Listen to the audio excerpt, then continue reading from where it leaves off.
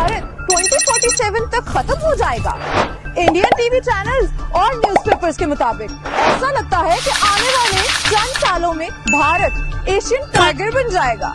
लेकिन क्या आप जानते हैं आलमी मीडिया और तंजीमों के मुताबिक भारत की हकीकत क्या है और क्या भारत 2047 तक टूट का शिकार हो जाएगा?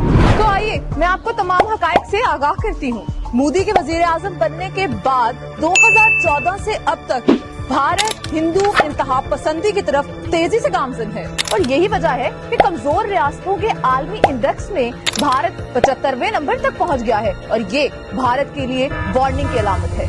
इंटरनेशनल मजहबी आजादी के तनाजुर में यूएस कमीशन ने 2023 में भारत को कंट्री ऑफ पर्टिकुलर कंसर्न्स का दर्जा दिया है। आजादी इजहार पर पाबंदी के बाद बीजेपी का आईटी सेल डिजिटल मीडिया पर प्रो मोदी प्रोपेगेंडा करने में मसरूफ है, जिसके बिना पर वर्ल्ड इकोनॉमिक फोरम ने भारत को 2024 में मिस इन्फॉर्मेशन फैलाने वाला नंबर 1 मुल्क करार दे दिया है। अलावा अजीम इलाकाई मसाइल में भारत की हमसाया ममालिक चीन, भूटान और इसके अलावा पाकिस्तान के साथ भी कश्मीर के तनाजे पर हमेशा लड़ाई रहती है। न सिर्फ इलाकाई मसाइल बल्कि भारत में खालिस्तान मूवमेंट जैसी कई मूवमेंट्स जोरों शोर से जारी है। इन सब चीजों को देखकर लगता है कि 2047 तक भारत एशियन टाइगर तो क्या रियासत का दर्जा भी खो देगा।